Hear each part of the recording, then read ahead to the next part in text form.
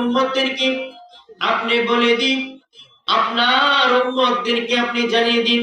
কুল, নবী গো, আপনার উম্মতদেরকে আপনি জানিয়ে দিন, আপনার উম্মতদেরকে বলেন সুন্দর মতন শোনার জন্য, এবং পরবর্তী টাইমে তারা যেন আমল করে। সুবহানাল্লাহ।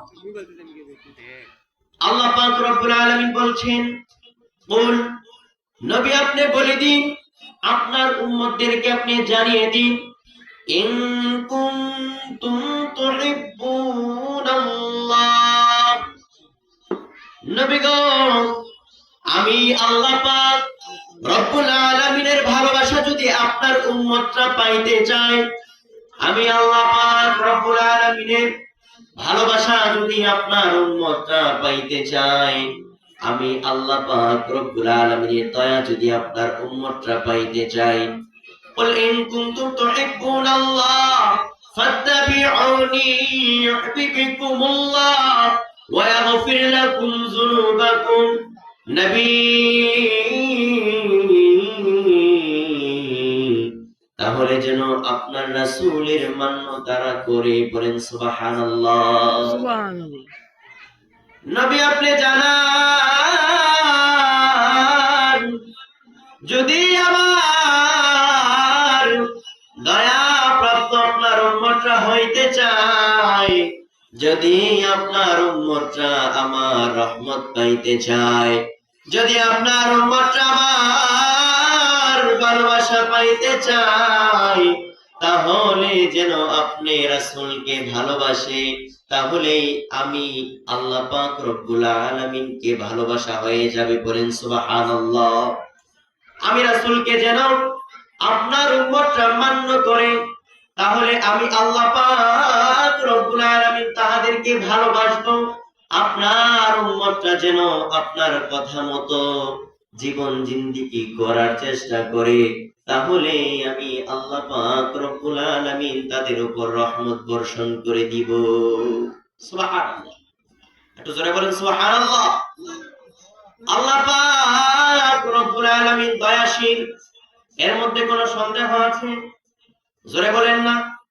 সন্দেহ যেহেতু নাই, তাহলে আল্লাহ পাক রব্বুল আলামিনের তিনি যেহেতু বলেছেন, রাসূল আরবি সাল্লাল্লাহু আলাইহি ওয়াসাল্লামের মতো জীবন জিন্দেগি যদি আমরা গঠন করি, রাসূল যেভাবে বলে সেভাবে যদি আমার জিন্দেগিকে আমি লালন করি, রাসূল যেভাবে সুন্নাত মোতাবেক তিনার জীবন জিন্দেগিকে পরিচালনা করেছে, রাসূলের জিন্দেগির মতো যদি আমি আমি আমার উম্মতগণ, ও ভাই, প্রত্যেকটা ভাই, যদি আমরা রাসূলুল্লাহ সাল্লাল্লাহু আলাইহি ওয়াসাল্লামের সুন্নতকে মেনে চলতে পারি, তাহলেই মনে হয় আল্লাহ পাক রব্বুল আলামিন আমাদেরকে ভালোবাসবে।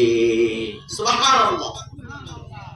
তাহলে আসুন রাসূল আকরাম সাল্লাল্লাহু আলাইহি ওয়াসাল্লামকে ভালোবাসি, শুধু মুখে নয়।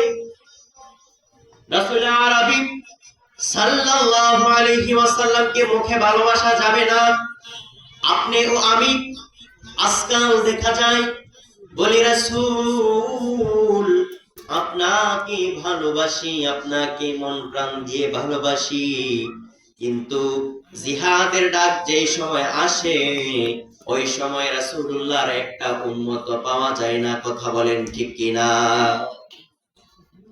রাসূল আকরাম সাল্লাল্লাহু আলাইহি ওয়াসাল্লাম হাদিস বর্ণনা করেছেন,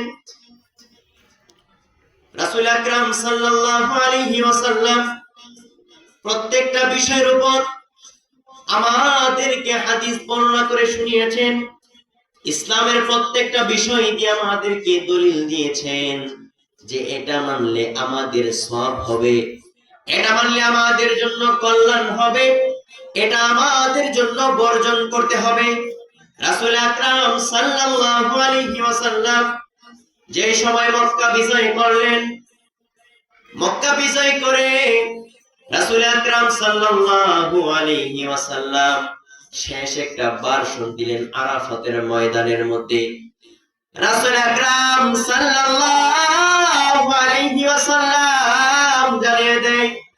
আমি তোমাদেরকে ইসলাম দিয়ে দিলাম, আমি তোমাদেরকে কোরআনকে আজকে সম্পূর্ণ করে দিলাম, কোরআনের আয়াত নাযিল করে দিলাম, আজকে সম্পূর্ণ করে দিলাম। এরপরে আর কোরআনের আয়াত হয়তো নাযিল হবে না। রাসূল আকরাম সাল্লাল্লাহু আলাইহি ওয়াসাল্লাম বলেন, ইসলামের মধ্যে যা কিছু করণীয়, যা কিছু বর্জনীয়, তোমাদেরকে আমি সবকিছু এই দিন দিয়ে দিলাম। আমি একটি ভাষণ তোমাদেরকে শুনিয়ে দিলাম, শুনে নাও। তোমাদেরকে ভাষণ শোনাচ্ছি। রাসূল আরবি সাল্লাল্লাহু আলাইহি ওয়াসাল্লাম বলেন, এই ইসলামের মধ্যে সবকিছু আমি রাসূলুল্লাহ দিয়ে দিয়েছি আল্লাহর মাধ্যমে। পড়েন সুবহানাল্লাহ।